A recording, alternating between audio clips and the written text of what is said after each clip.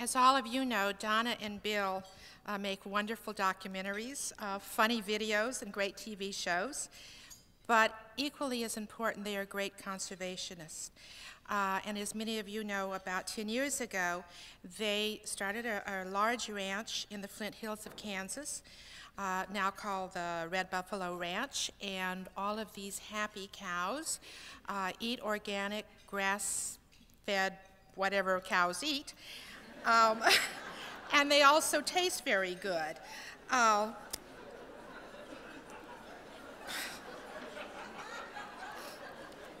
In addition, Bill and Donna have restored 65 acres of prairie and woodland habitat at Meadowa Manor, their beautiful home outside of Chicago.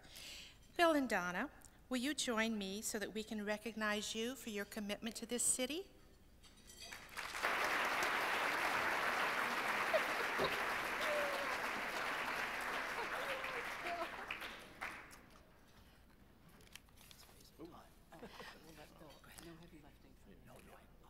On behalf of Openlands, I would like to present to you this watercolor done by Philip Inquest of Skidmore, Owings, and Merrill. He is a former board member of Openlands and a strong supporter of conservation.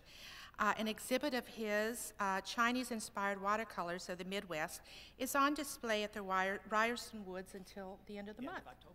Yeah. Congratulations. Thank you.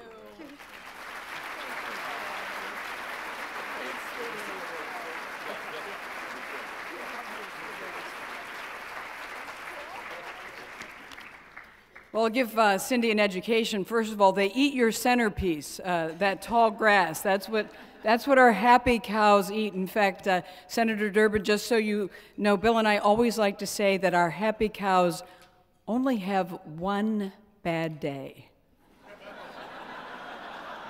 You just have to think about it a second. But otherwise, they are so happy down in Kansas eating grass. I most certainly want to thank Openlands, my friend Cindy Mitchell and Jerry Edelman, for bestowing their Conservation Leadership Award on Bill, who is certainly most deserving. And I still question myself, but I still thank you nonetheless, because there's no question that you can tell from the video that you just watched that Bill can pretty much fend for himself out in the wild just about anywhere. I, alas, was not really born to be wild. I came more attached to those city-style routes that are more likely to clog your sewer than the kind that are out in the open country and finding their way into the open land, kind of an indoor potted plant. I certainly appreciate and have appreciated nature and wildlife, but very often in the abstract. Not until Bill and I acquired our 65 acres north of the city 20 years ago and started to dedicate ourselves to more than just the pretty garden, which, by the way, we love, but to restoring the ecosystems that were there. Until then, I was really kind of a non-native species who could literally, and I do mean literally, get lost in the buckthorn forest of our own backyard. I was always pushing through those barbs and always found myself headed in the absolute opposite direction from where the house was, and always looking down and never around. But Bill became my guide, and after getting thwacked by branches that he had pushed through in front of me, I started to learn that I needed to look up and around, and I started listening to him, and just listening, and seeing the place where other critters called home, and I was astounded and awakened. I thank Openlands for doing the same thing for so many others, opening eyes while you open lands, ensuring that there are spaces to go mucking about in out there, to ensure that no child will be left inside, because that is just where we are leaving far too many, a harsh and unacceptable legacy of what passes for progress. But you act on the belief that all of the flowers of all of the tomorrows are in the seeds of today. and I congratulate you for that. Now, you know, when my guy Bill comes back from those road trips, his business work there, you know, I don't get sparkling baubles. I don't even get airport tchotchkes. I get poison-tipped arrows from the rainforest.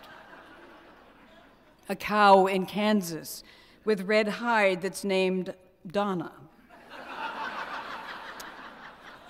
Or even this.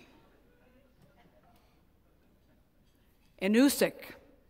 Oh yes, I know all you ladies would like to have one of these. And maybe you would. It's actually a walrus penis.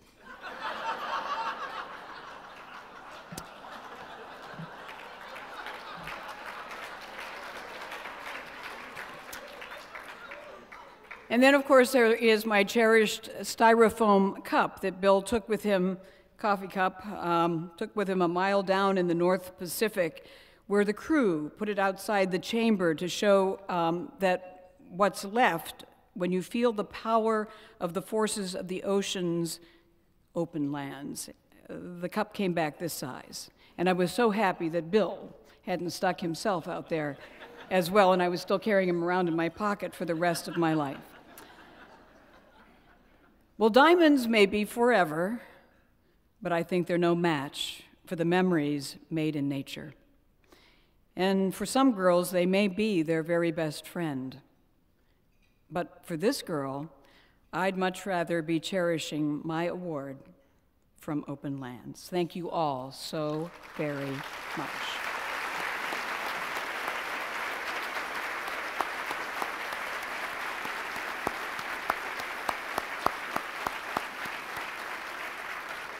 Donna was gracious enough to say to me, well, would you like for me to go first? I said, oh, sure, go ahead, darling. That's the last time. So enjoy it. Everything we do comes from the land, open lands. Most of our land is in conservation easement held by Openlands.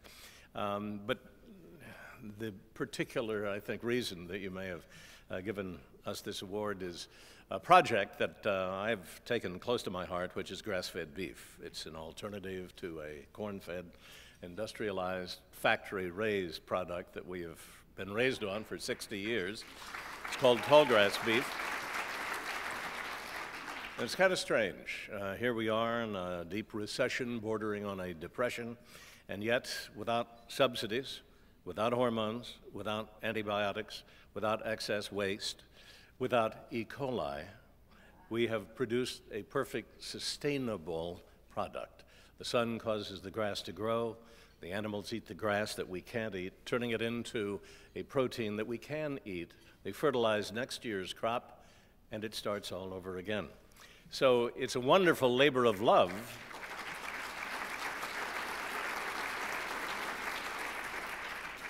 In business, timing is the most important thing.